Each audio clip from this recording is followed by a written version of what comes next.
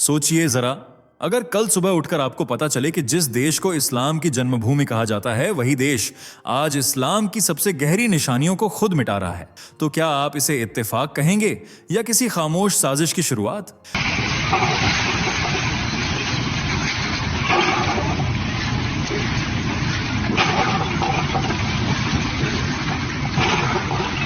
यही सवाल आज पूरी दुनिया के जहन में घूम रहा है। आखिर सऊदी अरब में हो क्या रहा है? कल्पना कीजिए, एक ऐसी पवित्र जमीन जहां कभी पैगंबर की यादों की खुशबू थी, आज वहीं चमचमाते होटल, शॉपिंग मॉल और नाइट इवेंट्स खड़े हैं।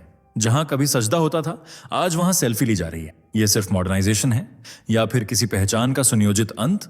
यहीं से शुरू होती है हमारी कहानी और यहीं से आपकी बेचैनी भी।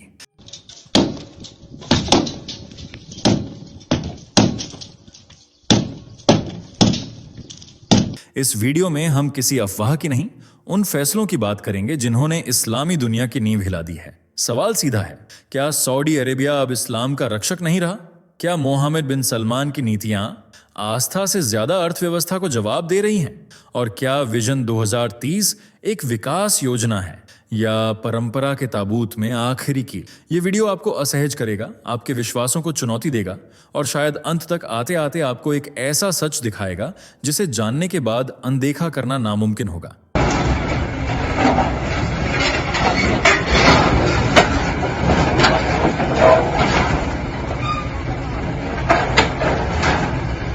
लेकिन सावधान रहिए, अगर आपने यह शुरुआत देख ली तो बीच में वीडियो छोड़ना आपके लिए मुश्किल हो जाएगा, क्योंकि जो परतें अब खुलेंगी वो अंत तक ही पूरी होंगी। चलिए दोस्तों, जरा जल्दी से कमेंट करके बताइए ये वीडियो आपको कैसे मिला। क्या आपने इसे खुद सर्च किया था या ये अचानक आपकी स्क्रीन पर आ गया और आपने क्लिक कर दिया? सच सच बताइए, क्योंकि हमें भी जानना है कि आखिर YouTube आज हमारे सनातन धर्म की ये आवाज आप तक कैसे पहुंचा रहा है। और हाँ, अगर आप सच में एक सच्चे हिंदू हैं तो अभी के अभी चैनल को सब्सक्राइब कर लीजिए ताकि आने वाली हर एक वीडियो सबसे पहले आपको मिले।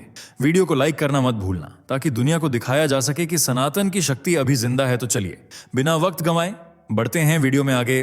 क्यों सऊदी अरब धार्मिक स्थलों को खत्म करता जा रहा है? क्यों इस्लाम की प्राचीनता को मिटाने का ठेका सऊदी अरब ने उठा लिया है? क्यों मोहम्मद साहब से जुड़ी यादें भी सऊदी ने मिट्टी में दफन कर दी? इस्लाम का केंद्र कहे जाने वाला सऊदी आज क्यों इस्लाम के अंत की वजह बन रहा है? क्या है सऊदी का इस्लाम के खिलाफ प्रोपेगेंडा? क्या सच में मोहम्मद बिन सलमान एक्स मुस्लिम है? जानने के लिए वीडियो के लास्ट तक बने रहें। 2.15 मिलियन स्क्वायर किलोमीटर में फैला है सऊदी अरब, जो मध्य पूर्व में बसा अरब प्रायद्वीप का सबसे बड़ा हिस्सा माना जाता है। और लाल सागर, फारस की खाड़ी, Jordan, Iraq, Kuwait, Qatar, UAE और यमन जैसे देशों के साथ अपने बॉर्डर शेयर करता है। यह एशिया, अफ्रीका और यूरोप के चौराहे पर है, लेकिन इसकी पहचान है सिर्फ और सिर्फ इस्लाम। क्योंकि सऊदी अरब की न सिर्फ मेजॉरिटी पॉपुलेशन मुस्लिम है, बल्कि इसे इस्लाम के उदय, शुरुआत का केंद्र भी माना जाता है, जहां से इस्लाम की शुरुआत हुई। यहीं पर मुसलमानों के दो पवित्र धार्मिक स्थल मक्का और मदीना भी मौजूद हैं, जहां हर साल लाखों मुस्लिम श्रद्धालु हज करने के लिए आते हैं और अल्लाह की इबादत, भक्ति में लीन हो जाते हैं। इसीलिए हर मुस्लिम के लिए सऊदी अरब वह पाक और पवित्र जगह है जिसे वह कभी खोना नहीं चाहते। सऊदी की मिट्टी से लेकर हवाओं तक में इस्लामिकता की महक बसी है, जो अब धीरे धीरे मॉडर्न एरा में तब्दील होती जा रही है। इस्लाम के लिए पहचाना जाने वाला सऊदी अरब अब खुद इस्लाम से पल्ला झाड़ता नजर आ रहा है। प्राचीन इस्लामिक संस्कृति को अपने पैरों तले कुचलता दिखाई दे रहा है। पैगंबर मोहम्मद और उनके परिवार से जुड़ी कई जगहों को आज नष्ट कर दिया गया है, जिनके सबूत तक बाकी नहीं है। जिसका जीता जागता सबूत है पैगंबर साहब के घर को धूमिल कर देना। जी हाँ, जिस घर में मोहम्मद साहब ने पहली बार आंखें खोली थीं, जिन दीवारों के बीच उनकी किलकारियां गूंजती थीं, जिस जगह को श्रद्धालु दुनिया के सबसे पवित्र स्थानों में से एक मानते थे, लोग वहां जाकर प्रार्थना करते थे, आज उसी पवित्र इमारत को सऊदी सरकार ने मिट्टी में दफन कर दिया है। इतना ही नहीं, जन्नत अल बक्की नाम के प्राचीन और पवित्र कब्रिस्तान की जमीन को भी एक समान कर दिया गया है। इस कब्रिस्तान में मोहम्मद साहब के परिवार वालों और रिश्तेदारों की अनेक कब्रें बनी हुई थीं, जिस वजह से अल बक्की को दुनिया के सबसे पाक और प्रसिद्ध कब्रिस्तानों में शुमार किया जाता था। लेकिन सऊदी सरकार ने यहां मौजूद सभी कब्रों को समतल कर दिया है। अब यहां एक भी कब्र नहीं है, बस एक बंजर जमीन, खामोश इलाका बनकर रह गई है। इसी तरह इस्लाम के पहले खलीफा कहे जाने वाले अबू बकर का घर भी सऊदी के हाथों तबाह कर दिया गया। किसी जमाने में अबू बकर का घर एक फेमस टूरिस्ट रिलीजियस प्लेस हुआ करता था, जिसका दीदार करना मुस्लिम अपनी खुशकिस्मती समझते थे और हज यात्री यहां एक बार जरूर आना चाहते थे। लेकिन सऊदी सरकार ने इस पाक इमारत को भी तहस नहस कर दिया और आज इस घर की जगह पर एक शानदार मॉडर्न कल्चर में रंगा होटल खड़ा है, जिसे हिल्टन होटल के नाम से जाना जाता है। ये तो सिर्फ कुछ गिनी चुनी इमारतें हैं, ऐसी दर्जनों इमारतें आज इस्लामिकता की पहचान खो बैठी हैं और मॉडर्न रंग में रंग चुकी हैं। लेकिन क्यों? जब यही सवाल सऊदी से पूछा गया तो सऊदी की तरफ से कहा गया कि इस तरह की जगहें, खास तौर से मकबरे या फिर ऐसी जगहें जहां किसी तरह की मूर्ति, चिन्ह या निशानी है, उन सबको नष्ट करना बेहतर है ताकि उन्हें पूजा स्थल का रूप न दिया जाए। किसी भी मूर्ति की पूजा करना शिर्क है। इसी सोच के साथ सऊदी ने मोहम्मद साहब से जुड़ी कई इमारतों को ध्वस्त कर दिया और खुद को बचाने के लिए शिर्क का हवाला दे दिया।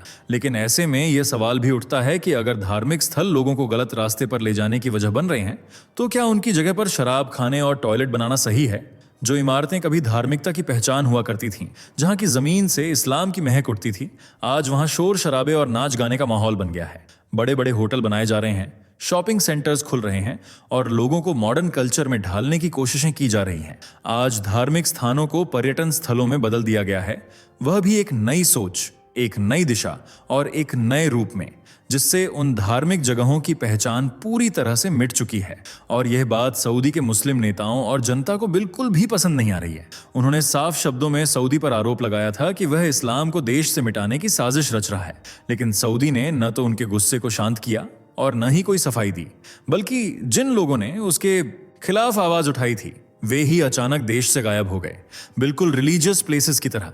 इससे यह तो साफ है कि सऊदी अपनी मर्जी का मालिक है।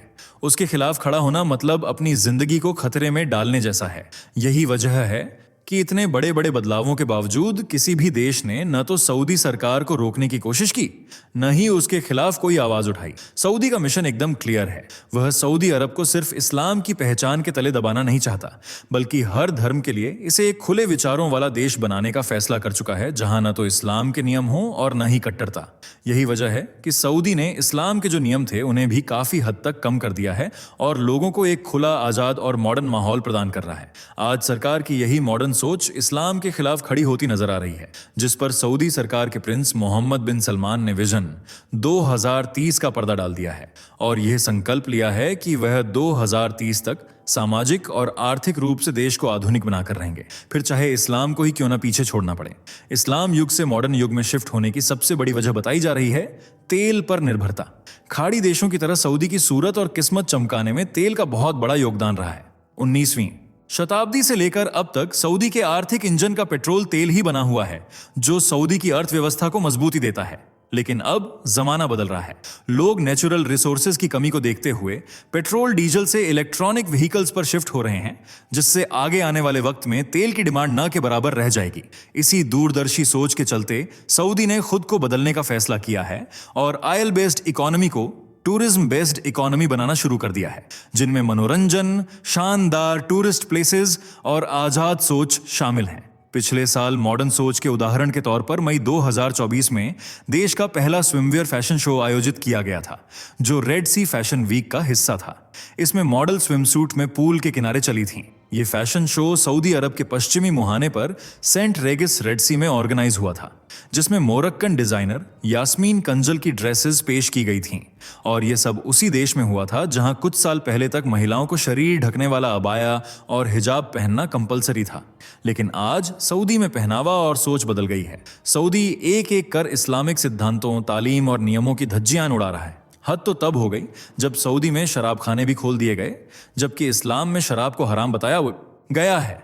लेकिन सऊदी ने एक बार भी इस्लाम की तरफ नहीं देखा और मॉडर्नाइजेशन की सीढ़ियों पर चढ़ते हुए शराब की दुकानों को खोलने की परमिशन दे दी।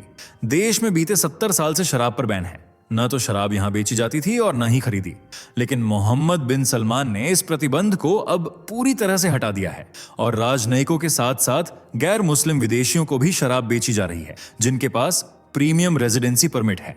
दरअसल प्रीमियम रेजिडेंसी बहुत अमीर, या बहुत पढ़े लिखे विदेशियों को दी जाती है जो सरकारी संस्थानों में काम करते हैं।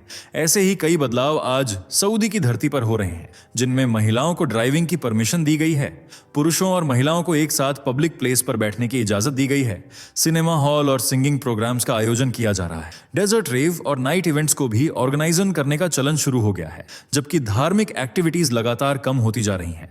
2034 में सऊदी फुटबॉल वर्ल्ड कप की भी मेजबानी करने का ऐलान कर चुका है और इस खास मौके पर शामिल होने वाले सैलानियों के रहन सहन के लिए सऊदी अरब में रेड सी ग्लोबल प्रोजेक्ट के तहत कई लग्जरी होटल्स डेवलप किए जा रहे हैं। यानी रेगिस्तान में बना सऊदी अरब अब गगनचुंबी इमारतों का ठिकाना बन रहा है, जिसका असर मक्का और मदीना पर भी पड़ रहा है। मक्का मदीना के आसपास पहले जो भी मस्जिदें और धार्मिक जगहें थीं, उन्हें वहां से हटा दिया गया है और उनकी जगह आज ऊंची ऊंची चमचमाती इमारतों ने ले ली है।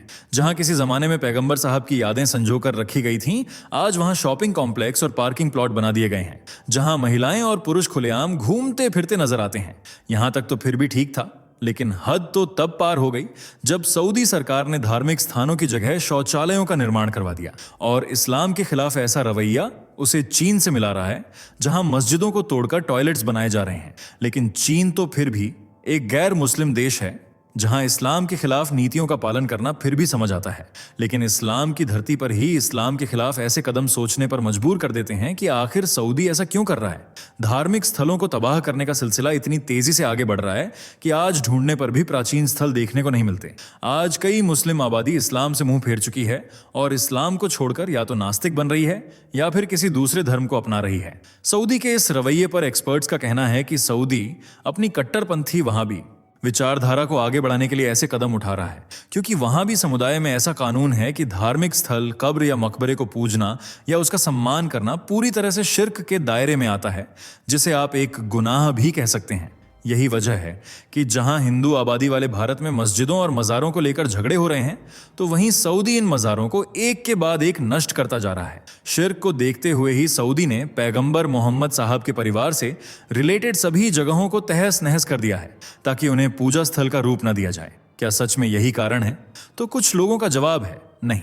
दरअसल कुछ लोगों का कहना है कि सऊदी के प्रिंस मोहम्मद बिन सलमान भले ही खुद को मुस्लिम दिखाने और बताने की कोशिश करें, लेकिन असल में वे इस्लाम को मानते ही नहीं हैं। वे एक एक्स मुस्लिम हो गए हैं और धार्मिक स्थलों को नष्ट करते जा रहे हैं। जैसे मोहम्मद साहब का जो जन्म स्थान था, उसे 1989 में एक लाइब्रेरी में तब्दील कर दिया गया और आज वहां धार्मिक पुस्तकों के साथ साथ मॉडर्न बुक्स भी सजी हुई हैं। जबकि जन्नत अल बकी कब्रिस्तान को भी साल 1925 में ध्वस्त कर दिया गया था और पैगंबर की पुत्रियों और पत्नियों समेत तमाम रिश्तेदारों और परिवार वालों की कब्रों को समतल मिट्टी में छुपा दिया गया। इसी तरह जन्नत अल मोहल्ला कब्रिस्तान में भी पैगंबर से संबंधित लोगों को दफनाया गया था। पर आज किसकी कौन सी कब्र है, यह पहचानना लगभग नामुमकिन है। मोहम्मद की पहली पत्नी खदीजा का घर भी सरकार के निशाने पर आ चुका है। हालांकि पहले यह एक धार्मिक स्थल ही हुआ करता था, पर फिर सरकार ने इस घर को गिराकर इसकी जगह पब्लिक टॉयलेट बना दिया। हव्वा यानी ईव के मकबरे को भी 1975 में ढा दिया गया और आज यह जगह सिर्फ एक बंजर जमीन का टुकड़ा है। आज इस्लाम सिर्फ धार्मिक स्थलों के साथ ही खत्म नहीं हो रहा, बल्कि लोगों की सोच से भी बाहर होता जा रहा है। सोशल मीडिया के इस दौर में आज मुस्लिम मॉडर्न जिंदगी की तरफ ज्यादा आकर्षित हो रहे हैं और वीडियो और खबरों के जरिए जागरूक होकर इस्लाम के खिलाफ ही सवाल उठा रहे हैं, जिससे एक्स मुस्लिमों की संख्या तेजी से बढ़ रही है। साल 2022 में सऊदी अरब ने विजन 2030 के तहत एक योजना बनाई थी, जिसमें फैसला लिया गया था कि धार्मिक पर्यटन को बढ़ावा दिया जाएगा। लेकिन यह बात सिर्फ कागजों तक ही सिमट कर रह गई और आज धर्म नहीं, सिर्फ पर्यटन को बढ़ावा दिया जा रहा है। और एक्स मुस्लिम कहे जाने वाले मोहम्मद बिन सलमान का इसमें सबसे बड़ा हाथ है। आपको क्या लगता है, क्या सच में मोहम्मद बिन सलमान इस्लाम के खिलाफ हैं या यह सिर्फ पैसों का लालच है? कमेंट में जरूर बताइए। वीडियो पसंद आई हो तो इसे लाइक और शेयर करें। साथ ही चैनल से जुड़े रहने के लिए चैनल को सब्सक्राइब करके बेल आइकॉन को प्रेस कर लें। धन्यवाद। दोस्तों, आपको स्क्रीन पर 2 और वीडियोस दिखाई दे रही हैं, जिसे देखने के लिए स्क्रीन पर क्लिक करें।